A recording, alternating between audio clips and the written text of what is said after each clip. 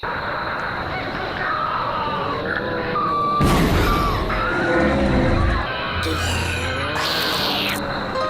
Cinemassacre's Monster Madness. Thrill me. Night of the Creeps. This is one of those 80s movies that pays tribute to the 50s, but goes down in time as an 80s movie. I don't know how to explain it, it just has that good old 80s feel. It was directed by Fred Drecker, who also did Monster Squad. As soon as it starts, we see aliens chasing after another alien who's stealing a canister that contains God knows what. The aliens' facial expressions are frozen into a permanent frown. They look just like the angry video game nerd. The canister ends up getting shot out to Earth in 1959, where a young man finds it and some kind of slug jumps into his mouth. And there's also an axe-wielding murderer, as if there isn't enough things going on. But forget all that.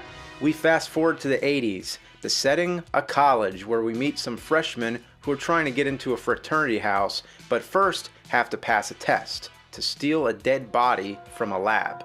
Well, it turns out the body has been cryogenically frozen, and it was Slug Boy from the 50s. So what happens here is these alien slugs get loose, they crawl into people's brains and turn them into zombies. Pretty standard stuff, but awesome, especially because the effects are all handled right. It's the perfect blend of humor and scares.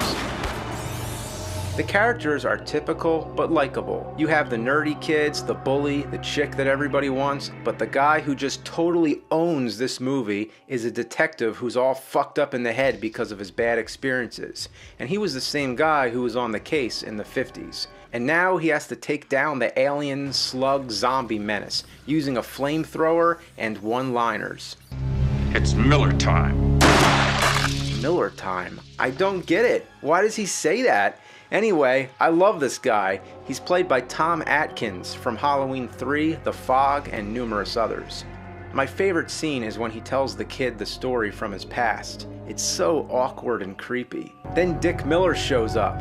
Always good to see him. It's not a real 80s movie until Dick Miller is handing out weapons. All the characters are named after famous horror directors. Cynthia Cronenberg.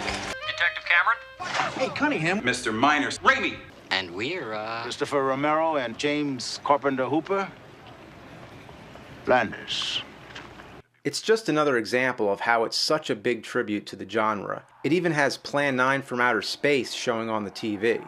I see this movie as more of a comedy first. It's got a little bit of Animal House and Revenge of the Nerds in it, and it turns into a zombie horror movie by the end. The last act is when things get good. If you're a lover of the genre, I recommend it.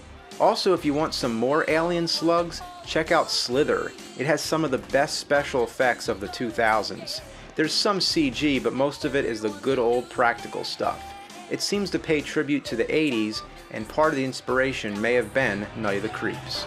thrill me.